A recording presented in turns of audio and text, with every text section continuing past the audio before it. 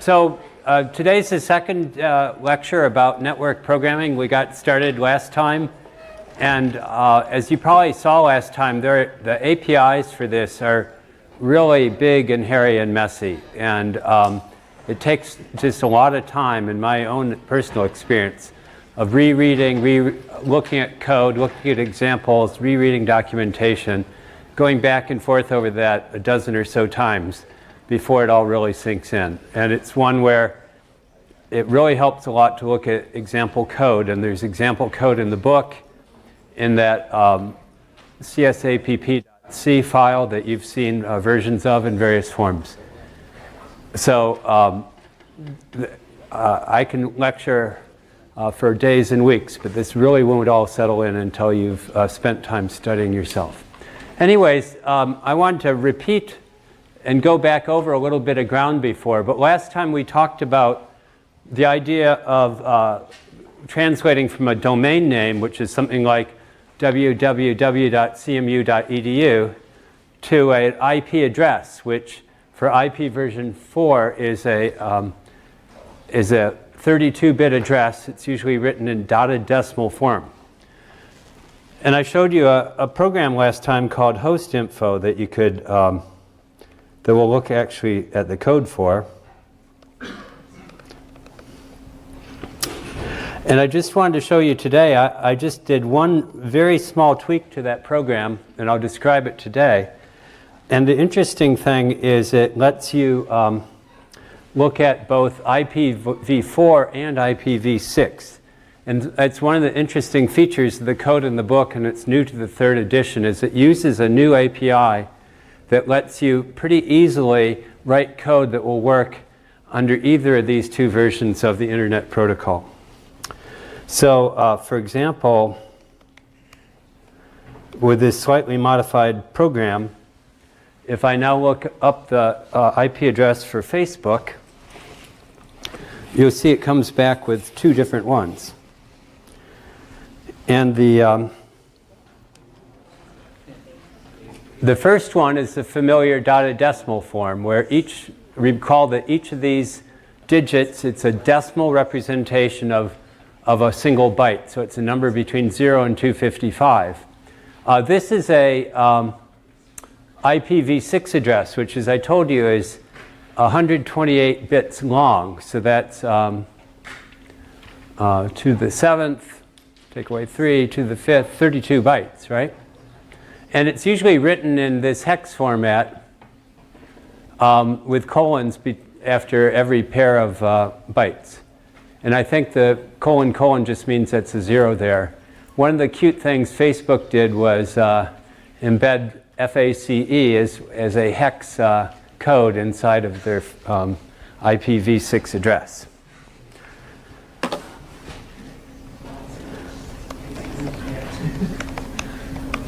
And boy, it's really different. I get very different results running this at home than I do here.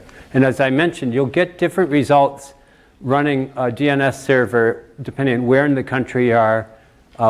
If you repeat the same thing over and over again, you'll get different results. And that's because these very large companies are providing servers that are stationed all over the world.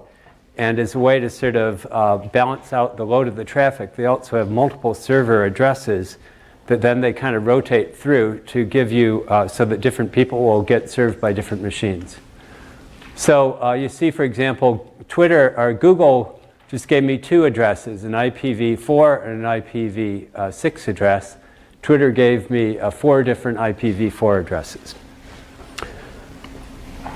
So let's look then at the code. I'll go back through some of what we talked about last time. Quite honestly, I spent a fair amount of time looking at it, so I can really understand it better, because it's not simple stuff. But as I mentioned, as we went over last time, this is sort of this giant block diagram that shows all the activity involved in setting up and running both a server and a client. And just to repeat, the idea is the server needs to fire up. You can't contact a server until that server exists. So it's The server is the thing that has to exist first. And all these steps are what are required for a server to begin on a machine and then to accept a connection request from a client. Similarly, once the server is set, then the client can begin, and it's like placing a call to the server. And it makes a connection request, and that's accepted by the server, and then what's called a session begins, meaning an ability for these two machines to talk back and forth over an internet connection. And they'll do it, this example I'll show is done by reading and writing as if they were a file. Each end looks like it's reading and writing a file. And then once the client is done with whatever it's trying to get, it will disconnect, essentially hang up its phone. And then the server will detect this by receiving an end of file when it attempts to read from the client. And then it will close that connection. And this I didn't have stated quite properly last time. It's not going to actually shut down at that point. It's just going to return back and accept a new connection request. And this is what's known as an iterative server. It can only handle a single client at a time. Later in the course, we'll talk about how to do a multi-threaded server that can handle multiple connections at one time. So this is a pretty basic version. So the first step on either the client or the server side is this very hairy, messy, relatively new API called getAttr.info. And the idea of getAttr.info is it's a sort of kitchen sink or Swiss Army knife, if you know all those expressions. It has a zillion features that sort of subsume a lot of other sort of individual protocols. So for example, it's pretty much the same whether it's IPv4, IPv6. It lets you sort of go forward from a domain name to an IP address. It lets you go backward from an IP address back to a domain name. It supports all of those things. It will let you look up what is the port number associated with an HTTP server. So it will let you do all kinds of different things. And as a result, it's a big and messy API with a zillion features and parameters and so forth. So you recall from last time that the data structures we use to refer to a connection, whether it's an IPv4 or an IPv6 connection, is called a sock adder. And as I mentioned, this is sort of the C version of subtyping, if you know a language with type inheritance. This is how it's done in C. It's done by casting. And so in particular, the sort of generic socket address, all it needs to know is a 2-byte field at the front that specifies what kind of socket is this. And then in particular, we'll be looking at what's called a sockaddr_in, which is an IPv4 version of a socket. And so what it needs to know is a port number, which is a 2-byte integer, and a IP address, which is a 4-byte address for IPv4. Both of those are actually stored in this structure, as I mentioned, in big Endian order, even if you're running it on a little Endian machine. And one of the interesting features of this API, this getAttr.info, is it's largely removed the need for you as a programmer to worry about byte ordering. And that's a nice feature. So in general, for example, in getAttr.info, if I want to pass in a port number, I'll pass it as a character string, a string representation of a decimal number, in other words. And then the code here within this API will automatically turn that into a 16-bit integer and put it in the proper byte order. And same with how it takes use of this 32-bit IP address, and you want to get it into dotted decimal form. It will do that for you without you having to worry about byte order. So it's kind of a nice thing.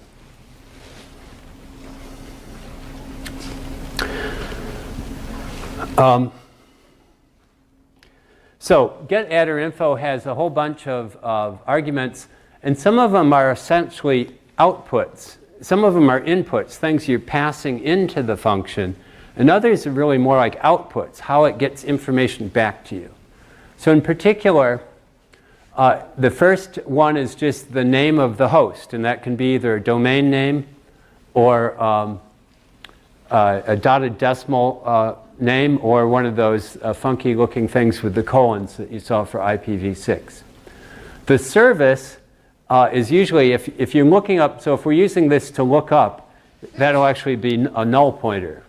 And basically what typically you'll have is one of those two will be a string and the other will be a null pointer. And the reason for that is this same function can be used either to look up a service like what is the port number associated with HTTP, or it can be what is the IP address of www.cmu.edu. The hints is something that you're passing in, and it's basically as you fill in a small amount of fairly large body of information about what specifically are you looking for in this request. Are you looking for an IPv6 information? Are you looking for IPv4? And so forth. And then what it returns back, and that's why you pass a ***, is it will return back a linked list that it's generated of results. And the reason for that, as I mentioned, is that IP addresses are a sort of many-to-many mapping, potentially. There can, as you saw, it's possible for a single domain name to have multiple IP addresses. It's possible for a single IP address to have multiple domain names. And so this is how they handle that sort of fact that they return a whole list of results. And associated with that, once that result gets used, once you're done with it, you're supposed to call a function called freeAddrInfo that will basically dispose of all the elements of that linked list. You don't have to do it yourself with free. And then there's another helper function called GAR_STIR that you use if there's an error code to help you interpret that error. And it returns an error code. So as I mentioned, it returns a linked list. That result is a linked list of these of attr structs, attrinfo structs. And the attrinfo struct has a zillion fields, some of which you'll use and some of which you won't. This is, for example, when you're passing in hints. Hints is sort of what you're passing in, the information, some conditions about what you're looking for in this request. And then some of these you pass in and some of it returns. And so some of these fields are ones that then you can use when you're making calls to other socket functions in the socket library. It'll fill in instead of you having to worry about what's the structure, the format of a sockaddr in, and how do I convert into network order and stuff. It will do all that for you. So it's a little confusing to use, though, because sometimes the stuff you're providing is stuff you're giving it, and sometimes it's stuff that it's returning back to you. And then there's an inverse function that, so getAddrInfo is given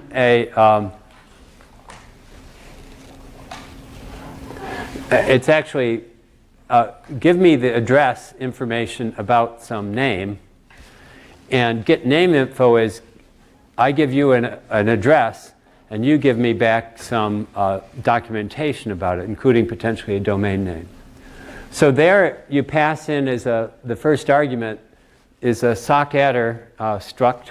Remember, for this lecture, and I think in the book, in a few places, we've sort of created a type def to alias, so we don't have to say struct sockaddr all over the place. But that's what the SA is. And it will provide back information about that address. So if you're passing in a 32-bit IP address, you can get it to return either dotted decimal version of that, or to do the DNS lookup and have it come back with the domain name for that.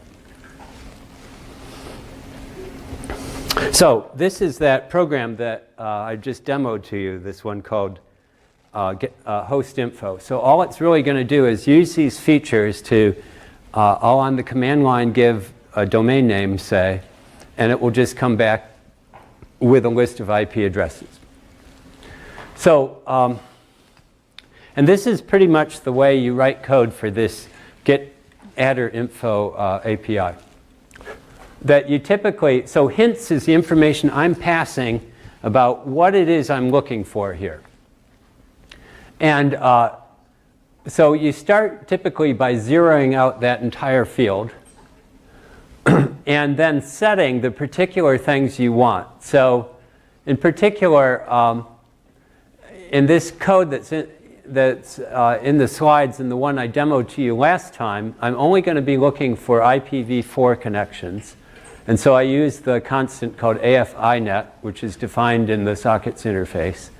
And also I'll say that I want a TCP connection, what's called a socket stream, which if you recall is the sort of protocol that 99% of the IP traffic in the world is carrying is on TCP, meaning it provides a somewhat higher level abstraction of what's going on of sending packets back and forth.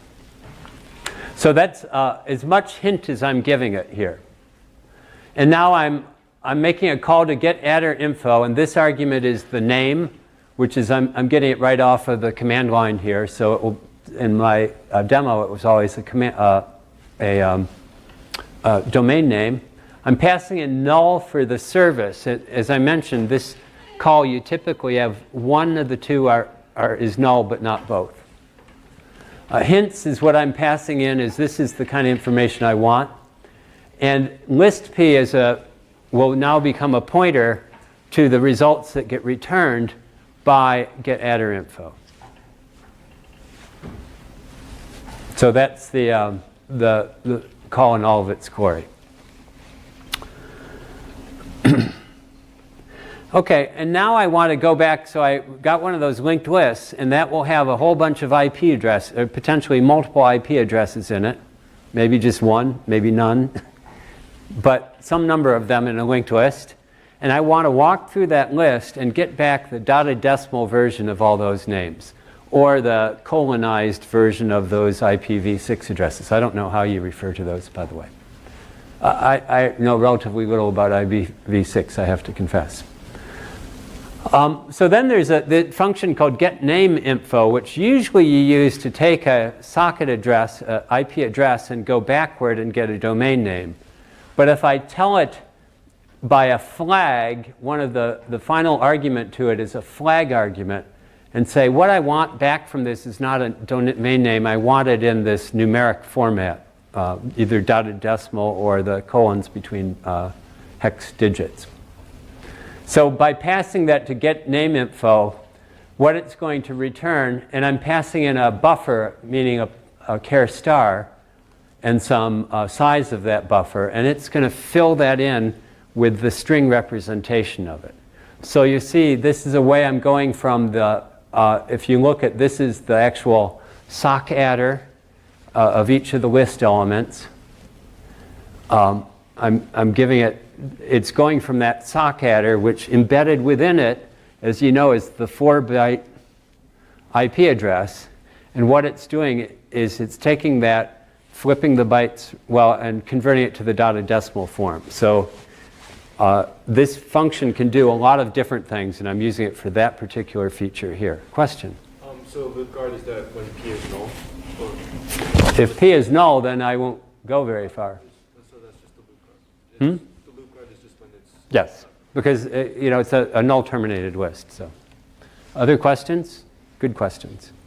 But that's exactly the code you saw running. And all I did to generalize it to include IPv6 addresses was I commented out this line. Say, I don't demand that it be AFINet is a shorthand for IPv4. So by commenting that out, it said, okay, I'll get whatever TCP connections this domain will support, and that will include IPv6 addresses. So I thought it's pretty neat. I mean, you have to be pretty nerdy, but I am pretty nerdy to think this kind of thing is neat. But that you could write code and in this way that whether you're doing different versions of the Internet Protocol, it's all one common body of code. So we've seen demo of this.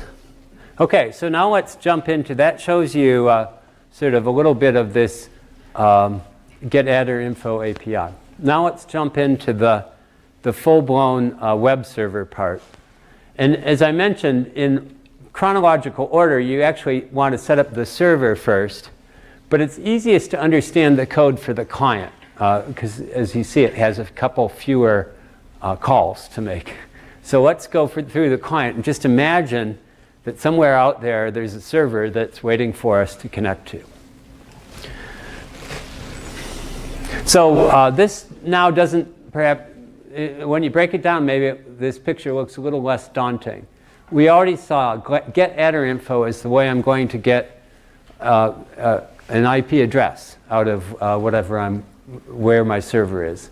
Socket, I mentioned this yesterday or last time. It's just a local call that's used to allocate some data structures for this particular connection.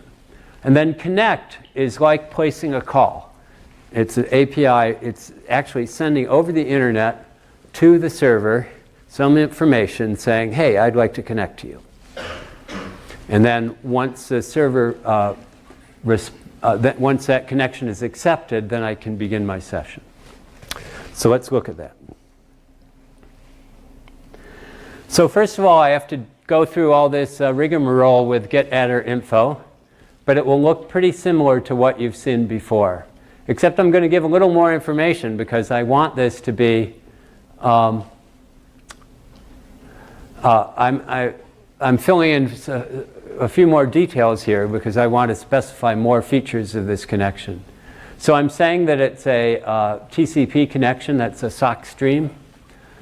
I'm saying that I'm going to give it a port number in a numeric form. You could also say, as I mentioned, there's certain ports have standard names, HTTP, SSH, and so forth, and you can actually pass in the string representation of those.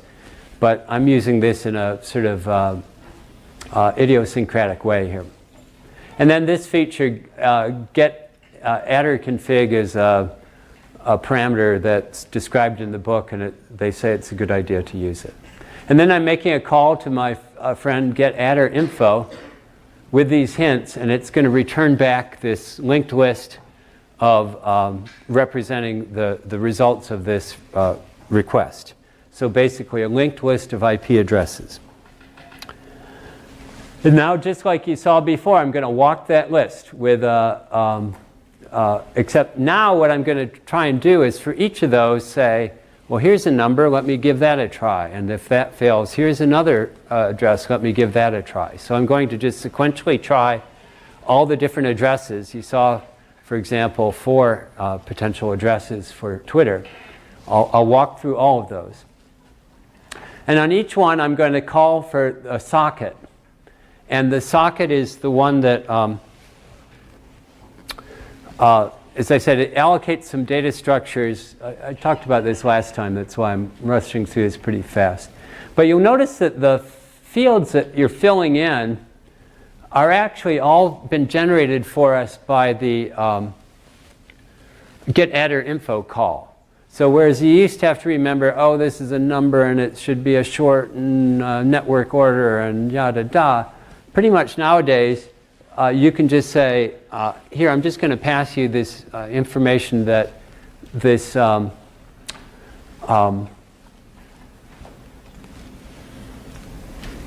was returned by a function call. And then, as I mentioned also last time, I know I went through it pretty fast last time, socket actually returns back to you a file descriptor. And you recall a file descriptor is just a small integer, starts with 0, 1, and 2, and then it goes up from there.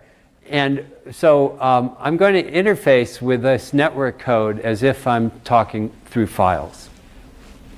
But it doesn't, Socket doesn't actually do anything as far as the internet goes. There's nothing going, there's not even the serious effort within the operating system. Nothing goes over the network here. So the real work here is, but it allocates some local data structures. And then what I'll do is I'll attempt to connect to the server. And again, you'll see the various arguments I have to pass to the connect command I get provided for me out of this call I made to get attr info. And that's either going to work or it's not going to work. Similarly, the socket call is either going to work or not work. It'd be very unusual for a call to socket to fail. But connect, for example, will fail if the server's not available or doesn't like you for some reason. And so if that succeeds, I'm going to break out of this loop.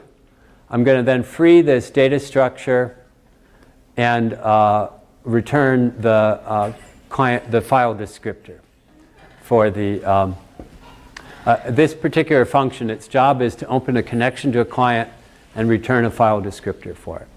And this is just what happens if you fall out of the loop not having made any connections.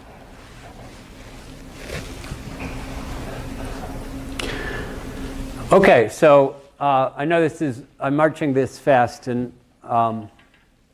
as I said, I know from my own personal experience I can attest that this stuff just takes time to understand because there's so many different features here. Okay, but that's the idea, is we're going to, now on the server side, which as I mentioned is actually what you do beforehand, because you can't really have a client connect to a server that doesn't exist. But it's just a little bit trickier to understand what's going on. But you'll see the first two steps are the same. I need a socket. But then remember, what I want to do is essentially set up a server that's listening on a particular port for clients to request on it. And that's the function of the bind and the listen functions. And then the accept is when I'm saying, okay, the server's ready, I'm ready to accept requests, and it will fire that up. In particular, the accept will just stop and hang up and wait indefinitely until some connection request comes in. So if the server has no customers, if there are no clients, it will just be waiting potentially forever with the call to accept. Okay. Everything else goes through boom, boom, boom. But that one is where the actual waiting occurs for client connections. Similarly, I should mention the connect will also hang up and wait until the connection is formed. But typically, it's built in with a timeout so that it will fail if it takes too long. And you can adjust the parameters on both of these, how long you wait for, whether you wait or not. But I'm talking the typical case. So anyways, again, we'll look a little at those functions then. Okay, so this again, we have to make a call to get attr info. And this time it's not because I need any IP addresses. I already have an IP address. I'm a local server. I don't actually need to know the IP addresses of my of the clients. I usually won't know them. But I need to fill in all those nasty little data structures. And so that's what I'm going to use get attr info here. So I'm going to say this time again I want a TCP connection, a sock stream. I want it to be a listening for any IP address connection coming in. So it's passive, meaning it's not actively reaching out, it's passively waiting for connection requests. I'll say that I'm going to tell you a port number that I'm going to actually use as my server's port number. And then I'm going to make a call, and this time you see that I'm not giving any information about the host because I am the host. But I'm giving the information of the port number that I'm using for this server. and the other hints that I've just filled in, and then it will return a list P. Yes? What exactly does memset do? Memset is the standard way that you set all the bytes in some number of bytes to a fixed value. It's the same as if you've used B0 before, or is the way you often would zero out a bunch of bytes. And if you look at the web page, and I don't know why, they say use memset, don't use B0 anymore. So Doesn't like calc also zero? calc will also zero it out, but I'm not actually allocating anything. See, the hints is a struct here, and remember, a struct is just a bunch of bytes, and so if I make that particular call to memset, it will set every byte in that structure to 0. And this is sort of the official standard way you're supposed to do that kind of thing. Those are good questions, though. Question? Individually, what are AI passive and AI adder config doing? AI passive is that it's a listening connection. It's going to be a listening connection. And AI adder config was some other argument. And quite honestly, I don't remember, but you saw I gave it before with the get host name. So I don't remember. It's a somewhat obscure parameter that's not even a required parameter. It's in the book. I'm sorry. Or you could Google it right now.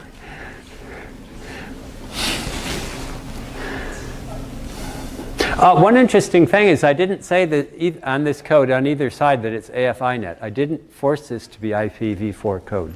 This will work for IPv4 or 6, the exact same code. Okay, so again, list P comes back with a list of stuff. Typically, that list will be of length 1. In fact, I don't know why it would be anything else, but it has the same general look to it. So again, I'm going to make a call to socket to create a file descriptor that I'm going to use. This will be the one that the server listens on for connection requests. And then there's another kind of obscure thing you have to do of setting some options on that socket that will get it to free it up more quickly if there's a failure. This one I do know, and it's kind of obscure, and it's in the book, so I won't spend a lot of time talking about it. Okay, but now here's the real work, is the bind call is the one that says, I want this file descriptor to be associated with this information, which in particular specifies the port number. So that's where the binding occurs for this machine. Remember, port numbers are a resource that all the different applications on a single machine are sort of sharing or are competing for. And so this is requesting, I want to use this particular port number in doing this, in setting up a server. And that may fail if the port's already in use, or if you're trying to set up a service on a port that you're not allowed to do. Like you're not allowed to set up a service on port 80 unless you have root access.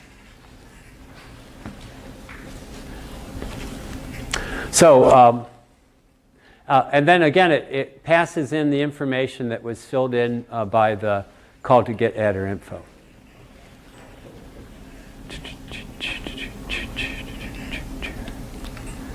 So we're not quite done yet, but if this succeeds, then what we've done is we've bound a port number and a file descriptor together, and a socket.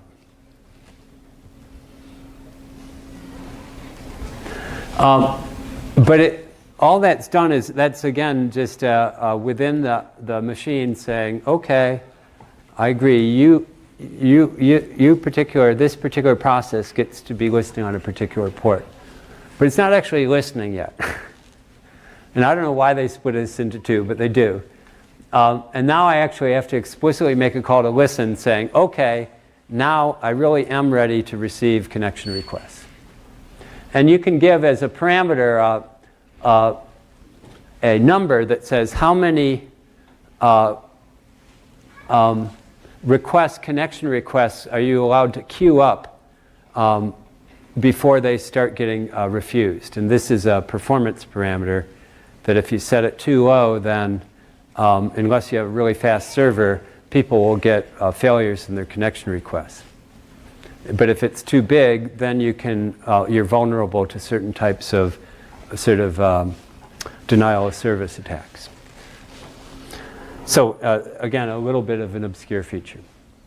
But the result of this is now I'm returning out of this a file descriptor that the server can use to pick up connection requests.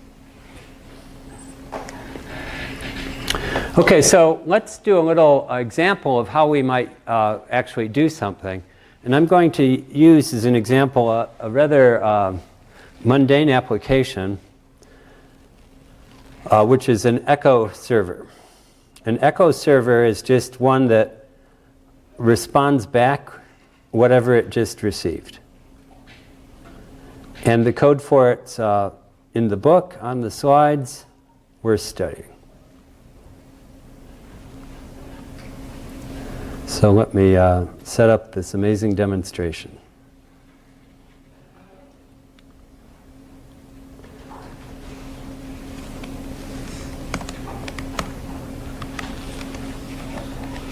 So it's called the Echo Server I meaning iterative. It can only do one connection request at a time. And I'm going to set it up on my laptop here. And I'll connect to that.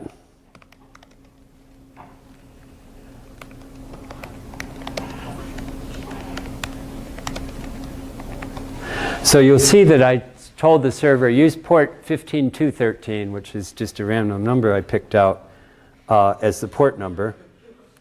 In general, if you want to do your own stuff, you pick port numbers that are 1,000 or greater, and they're limited to be unsigned 16-bit ints, so 64 or 65,000 something's the maximum. And as long as, and by the way, if you live in a corporate world, your ports will all be locked down and they will not let you do this. But in the CMU environment, it has a pretty permissive policy. And actually, I'm just doing this on localhost, but you're allowed to, at CMU, open up ports like you want. So anyways, I'm going to run this client, and you'll see that the server just said, I've received a connection from the local host, not very exciting, and I've received it from port 55457. So this is the port that got assigned to the client in making the connection. The server is using port 15213. And you recall we talked about last time that a link is defined by the host and port names on either end. And that the client side is usually assigned what they call ephemeral ports, meaning it's just assigned for this particular session that I'm going to run. And now here's the amazing feature of an Echo server is that you can type in stuff and it will come back to you. Because it's echoing. So what's happening is I'm sending those meaningful messages to the server. It's reading them, and it's just sending them right back again. And then the client's reading that and printing it on the screen. So it's sort of the minimum functionality you could imagine. But you can see that the server is telling you, oh, by the way, I just received so many bytes, so many bytes, so many bytes. So you can see that it's actually doing something. And then if I send it into file, which is just a control D, the client will exit and the server will drop that connection but doesn't show you anything. And if I wanted to, I could start it again. And you see this time it assigned a different ephemeral port to the client. But I can only do one at a time. If I tried to now do another connection, I won't try and do it. If I tried to do it, it would just hang up. The client would hang up. It would not be able to get a connection because the server is only able to handle one client at a time. Okay, so that's the what the application does, and now let's see how it's implemented. It's pretty simple. The nastiness was those functions we've already seen. So here's the client side of it. It calls that function I went through called open the client file descriptor, where you gave the name of the host and the name of the port that the server is operating on. So I said here, localhost 15213. And I'm going to initialize a buffer that will be used for communication back and forth for this network communication. So now echoing means from a client perspective, it will just read in what I've typed. So using getS or fgetS to read in what's been typed on the standard input. And as long as that's not null, meaning I don't have a end of file, then I will write it to the client file descriptor. So that's how I actually send it over the network, is I do a write to that socket that's that file descriptor represents. And then to get something back from the server, its response, I'll do a read. And Rio, as you call, has embedded within it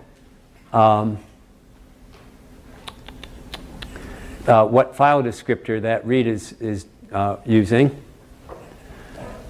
So I'll say read from that particular file descriptor, fill the results back into this buffer. So I'm using buff both as a sending buffer and a receiving buffer. And then just print that out onto the terminal. And this is, by the way, the new lines being included in this, not just the in all of this. And that's how it's working. So that's all that happens. So the main point you see here is that I'm using this socket like a file to both send and receive. The server code is just a shade more nasty than that to support some of those amazing features it has. So in particular, there's a weird struct called a sockaddr storage that is just, again, part of this generic API that gives you a buffer of some kind that's big enough to store a name of a host, is what I'm going to use it for here. And so I'm going to accept a connection. So accept you recall is the way it says, okay, I'm going to wait here until a client contacts this server. So that you make a call to accept, and it will just hang until that contact occurs. And then what it will return from you is a new file descriptor that we call the connection file descriptor here, which is different from the listening file descriptor. And the reason is, doesn't really show up in this code where I'm doing it iteratively, but you can imagine if I had a server and I wanted to be able to maintain 1,000 connections at once, there'll be one of those file descriptors that I pick up new requests on, and then all the other ones are the various other clients that I'm communicating with right now. And then what accept fills in here into this information, it's a sockaddr struct, is about information about the client, the IP address of the client. And I'll use this call called getNameInfo, which is, again, one of these kitchen sink features that I'll pass in this client address. And it will come back with the domain name of the client. And that's what you saw how it printed out when the connection was formed, where that connection was coming from. So all this business here is used to support that feature of being able to print out what's the host number name and what port am I using. And this thing, by the way, client port is client host name and client port are both buffers. Let's see, yes. Host name and port are both buffers, and I'm passing a pointer to those buffers, and I'm passing their length, max line, and then the call to get name info is filling those in with string representations of the host name and the port.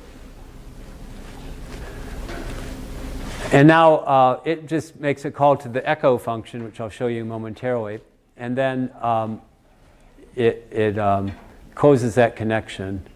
And then this continues. You see the while one. This is in a loop forever, and you actually have to control C on this program to get it to quit. Okay? So let me just look one more.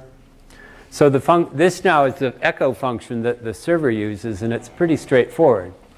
In fact, it looks kind of like what you just saw, except it flips around the reading and the writing.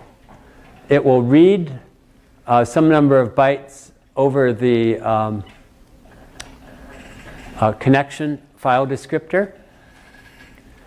And if that's a non-zero number, then it will echo that back by writing it. If it's a 0, that means it's detected an end of file, and it will just exit from that little loop. But remember, echo is within a bigger loop of accepting new connection requests.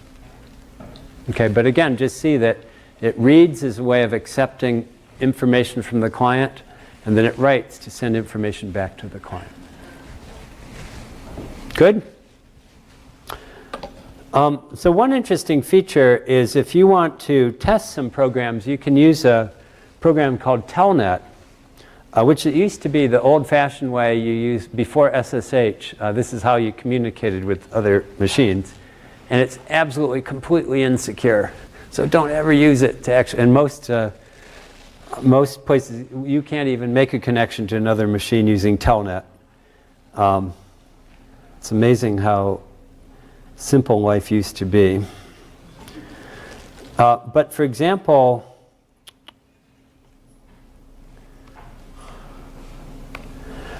if I Telnet to myself on that port, it will begin a session, and it will in fact look a lot like an echo client because Telnet just sends information to the server, and the server is designed to echo it back, and so it will print the response. And so effectively Telnet is behaving like an echo client for me. And I'll demo that because it's useful. I mean, this is a pretty trivial program, but there's actually times you can use Telnet. If there's a server somewhere out there and you want to give it a poke to see what's going on, as a tool, you can use Telnet. Let's see, you have to escape with a control right bracket, quit. Okay. So, now let's move on to HTTP. Oh, I tried to get rid of all the animations in this. Okay, so that's sort of the basics of the low-level socket programming that you need to create client-server applications. So the best example out there of a client-server application is the World Wide Web. And you know the idea. Web servers and your browser is a client. So, but all of that sits on top of, the protocols for that sit on top of the other internet protocols. So we talked about TCP is sort of sits on top of the lowest level, the packet protocol. And then HTTP sits on top of that and uses TCP connections to send and receive data over the World Wide Web. And that's all according to a protocol that was developed starting in the early 90s, and that's what Tim Berners-Lee did initially. And it's gone through a couple of revisions, but the latest one still dates back to 1999, HTTP version, 1.1. So just as some terminology, and you've sort of heard this at various different ways, is one of the clever things about HTTP is it lets you handles different formats. You can send a JPEG image, you can send a text, and so forth. And those are all encoded in a format called MIME, which is actually just a way to take binary values and convert them into hex formatted strings.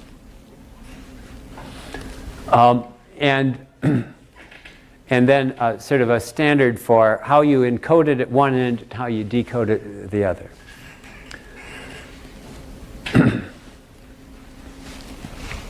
And so you get to specify, when you're sending stuff, you specify what type of information it is. And then the other thing you've probably experienced, and now we're talking a little bit ancient history, and I'll update it momentarily.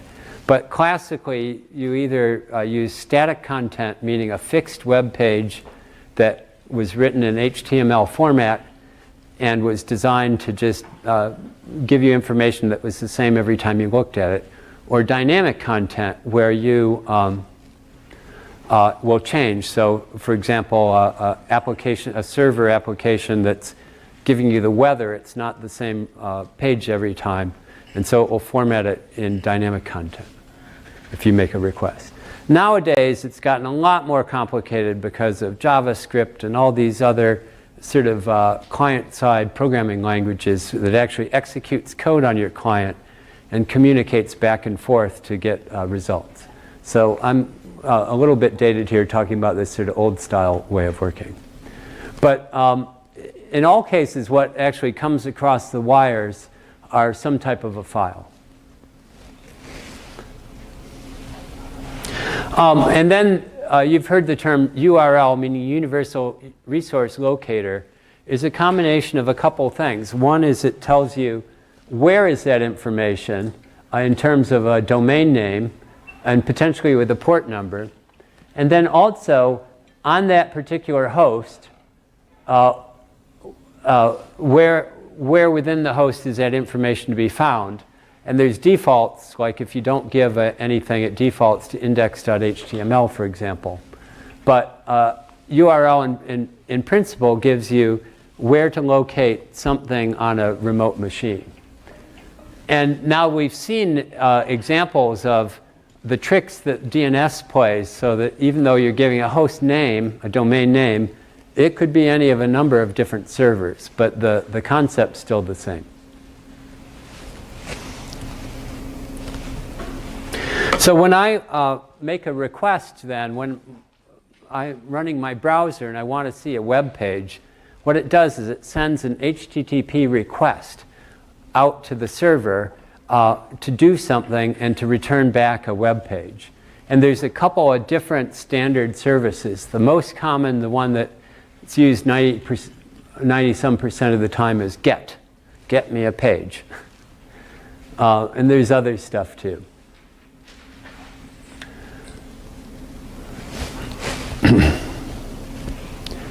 And then it will respond back with what's called the response line. And embedded within that response will be the thing you're asking for. But in front of it all is a header that contains other stuff that is of some range of interest of whether you really care or not. It can also come back with a response that says there's an error code, as you know, the infamous 404 error code. So let me give you a demo of this, just so we're talking a little less abstract.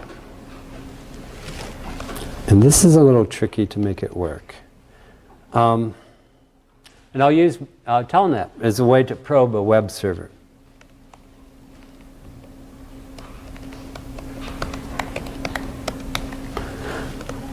So I'll make a Telnet connection to the computer science department's web server. And now I need to make a GET request. This, remember, all it is now I'm basically providing the exact bytes that will be seen by the web server. So if I say GET slash tilde Bryant test.html. See if this really works.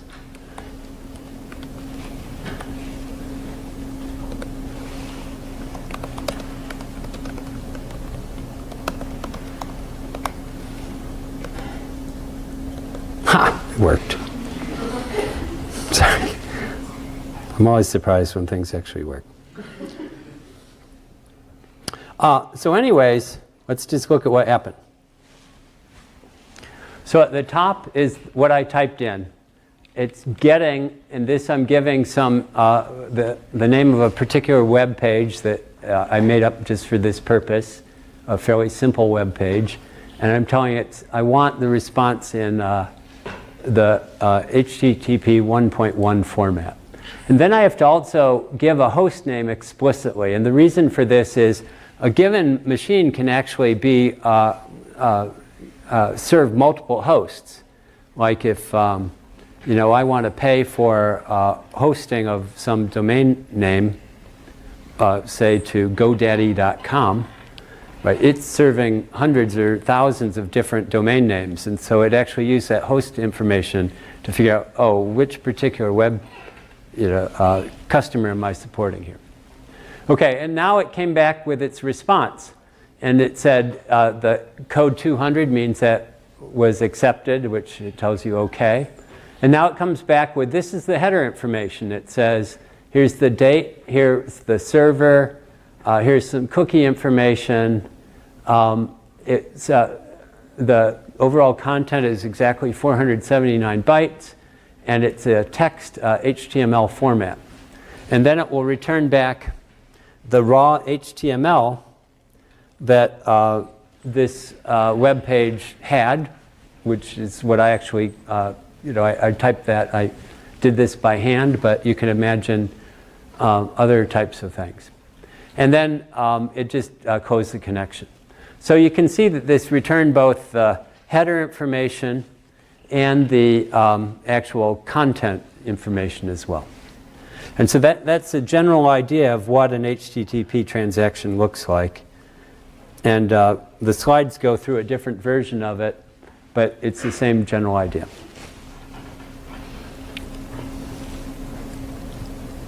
So the text has a really interesting code that I highly recommend you read and study called Tiny, which is the world's smallest functioning web server. And why it's really only a couple pages of code. It does some very basic handling of static and dynamic content. It's something you can sit down and read and study. 239 lines of code. Now, it lacks a lot of features. It does a very bad job of handling errors. It doesn't have a lot of the functionality you'd come to expect in a server. So it's been stripped down to the sort of barest bones to demonstrate the concepts. But it's pretty cool that it works. And I can say this because I didn't write it. So the overall idea then is it's a server. So it's receiving requests from clients, from browsers, saying, I want this web page, or I want to execute this particular dynamic program to get dynamic content. So it comes in with a request, a GET request, like you just saw, and it splits that. It picks out what's called the URI, the argument to the GET request. A URI is a Universal Resource Indicator, which is not a complete, potentially URIs are a superset of URLs. URL has to include the host name and all the information to get from anywhere to anywhere. But a URI can just be a portion of that information.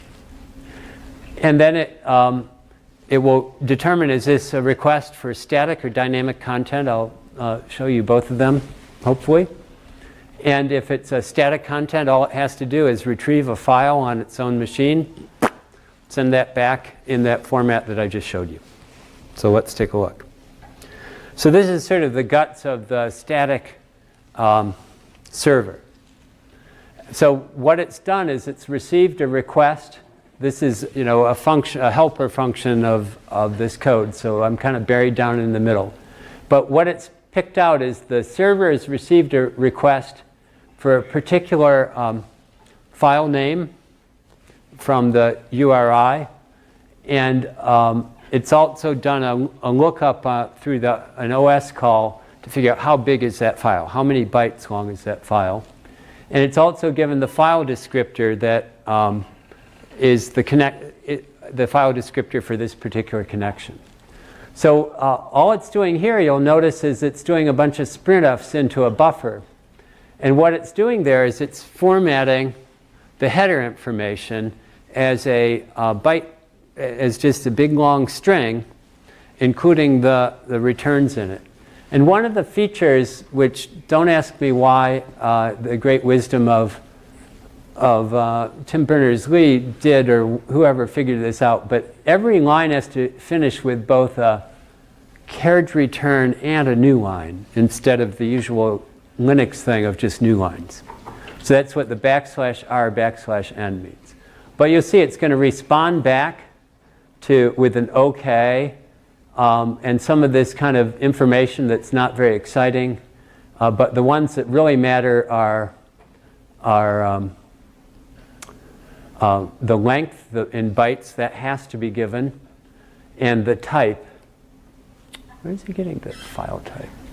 Oh, there's another function. I remember why. There's another helper function here that, because this supports not just text but also GIF and JPEG images. So get file type is another function somewhere else that's telling which MIME type is this particular file. And so it's putting that together, and it's and now it writes that out. So that it writes the header information out to the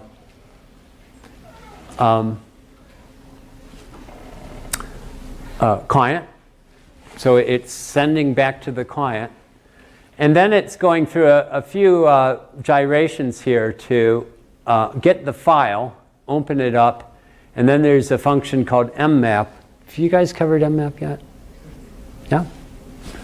Which is just a tricky way to avoid having to actually read the file into the machine, but basically be able to pass off a pointer directly to, or into the, read it through explicit read commands into yet another buffer. It just avoids one step of buffering. So all it does is map then from the operating system where this particular file is located, and then writes that. So now it's sending it off to the client. And so this could be done with a regular read and but this is a little bit more elegant way to handle it. And you'll notice, by the way, that the content length here is the length of the file, and does not include the number of bytes in the header. So the header comes first. There's no length associated with it that's sent back. But now the only way that the client knows exactly how many bytes that response is going to be is by picking out this number in the header and reading that many bytes from it. We'll see that in a minute. But anyways, this is the way a file gets sent. So now let's just real quickly look at dynamic content. So the idea of dynamic content is it lets you pass in parameters to a program that then gets executed, and the purpose of that, what that program then has to do is compose a web page and send that web page back to you. So I'm going to demo this with a feature built into here.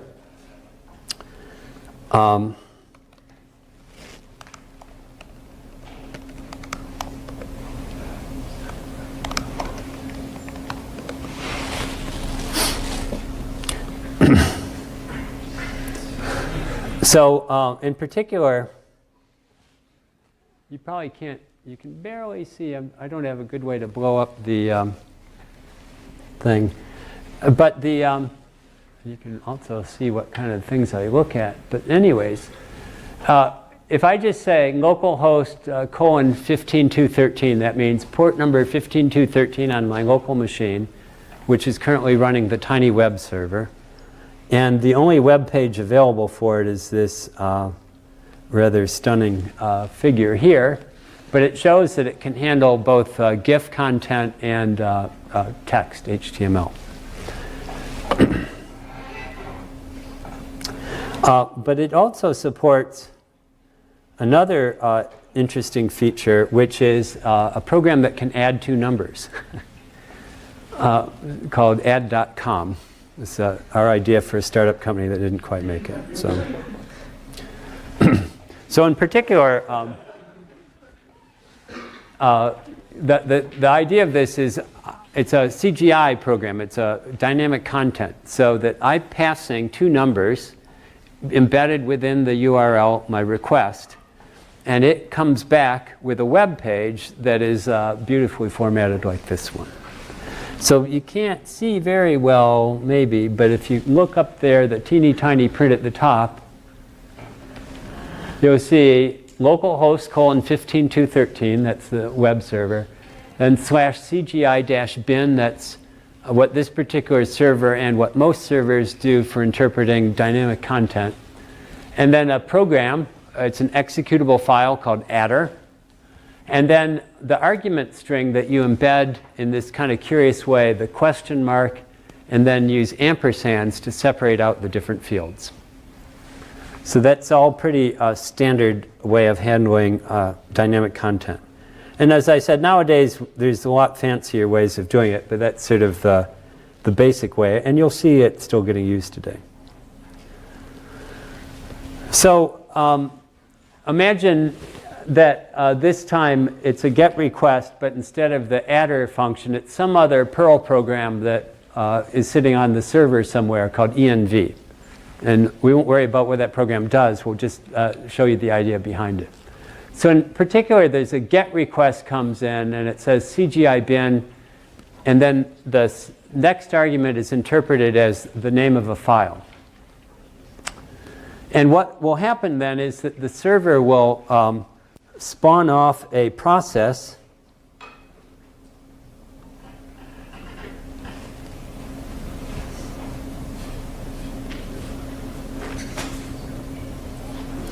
using our friends fork and exec, which you know so well now from doing the Shell Lab. So, and that program will execute. And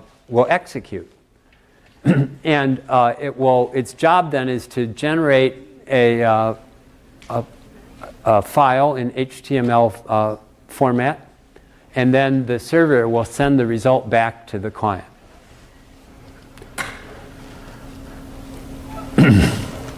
So there's a few details we got to figure out to make this work. One is, how will I actually pass arguments? How will env.pl know what's being passed to it as arguments? How will env.pl get whatever page HTML it creates back to the server so that the server can send it to the client? Those are all the sort of details of the CGI specification. CGI stands for Common Gateway Interface.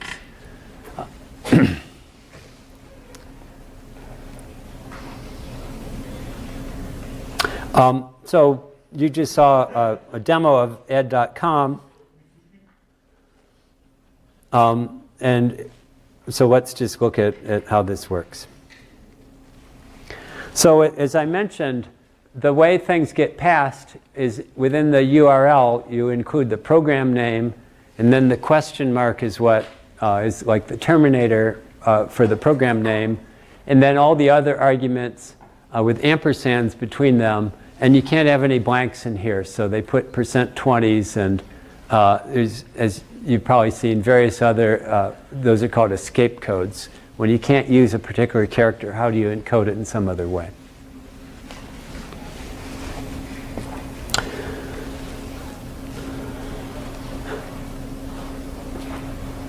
So the first thing is, how does the server then pass the argument to the program that gets executed? Well, it's really weird. The way it does it is by creating an environment variable for your machine that's called query string. And so the server defines that environment variable. And then the job on the CGI side of the script is to then retrieve that environment variable as a way of getting the string. You can already see, hey, wait a minute, what if you were running multiple servers at once? You can see you've got a problem here. But actually, no, environments are specific to particular processes, so this will work. So it's creating for the application program, we'll be able to sort of retrieve from the operating system, essentially, what arguments were passed to the, are being passed to it.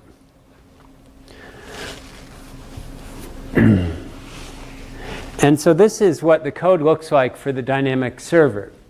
Again, it's going to write back some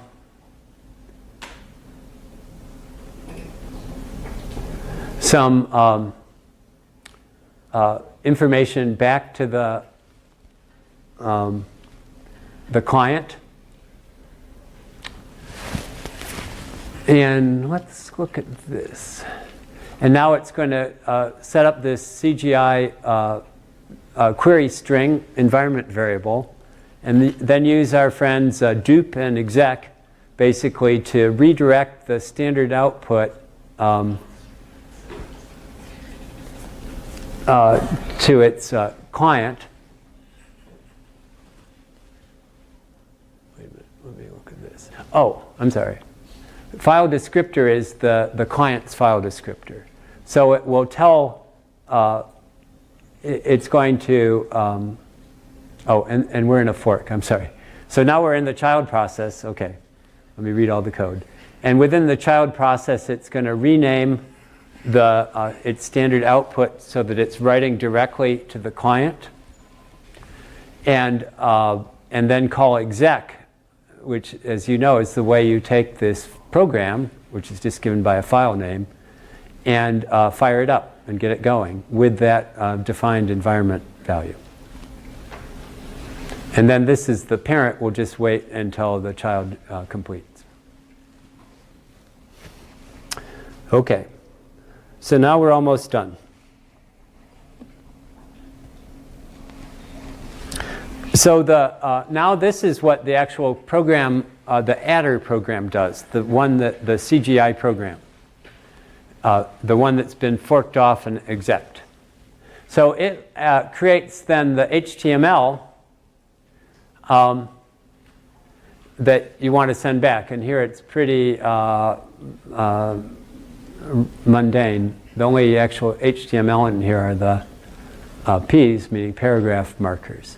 So this is literally generating HTTP, HTML content, and storing them all in as a string called content. And now it wants to send that content back. And you saw before that the server already filled in the top level stuff, but I have to tell what is the type and how many bytes it is. So I'll use strlen to figure out how many bytes I'm sending back and the content type, and then I will, and I'm printfing this, which, as you recall, I've remapped standard output now as talking directly to the client. And just to be sure it all goes out, I'll flush that out of there at the end. So what's happening here then is that it's the job of the CGI program to write the HTML and to send it back to the client.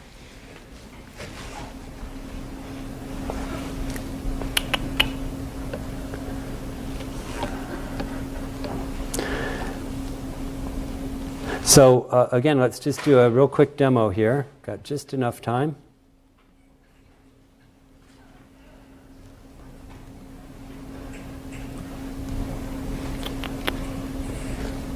Huh.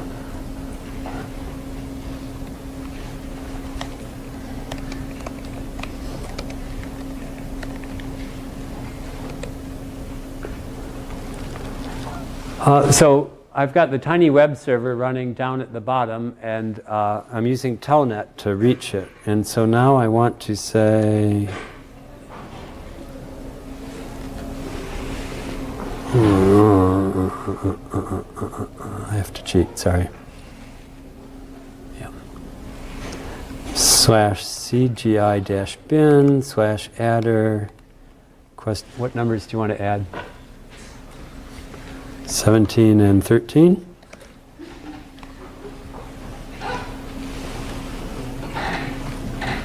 Sorry, you don't get many shots at it, so I like to double check what I'm doing.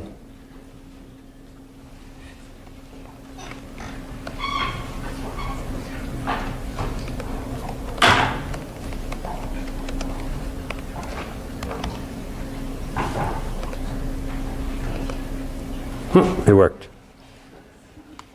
Always amazed. So it shouldn't surprise you what comes back because you just saw the code that did it. But what you see then is that this first 3 lines got generated by the server code that comes back with the OK, information about the server. And then the content length was generated by the CGI program, adder, and the content type. And then this is the HTML that you saw being generated. So it's actually what people say about this early World Wide Web, and it's gotten a lot more complicated, is the best thing Tim Berners-Lee was to figure out how simple it could be. Because other people were working on much more exotic ways to get different agents to talk to each other over the internet. And what Berners-Lee figured out is we can just kind of cobble together standard ideas of sockets interface, have some protocol, pretty straightforward protocol, handle different content type, set up these dynamic things by forking off a process every time, which is an extraordinarily inefficient way to do it. Like to add 2 numbers by forking off a whole process and doing it is totally absurd. But then so is add.com. But you know, it's not. In some ways, he took a bunch of ideas that existed and figured out how to put it together, and all recognized that the value people would obtain from that. And it took the internet from being something that was sort of only used by nerdy people to talk to each other, and opened it up to all the things that we know of today. So it was a huge step forward, and I give him full credit, even if from a technical point of view, it's actually fairly straightforward. Okay, so that will do us for today.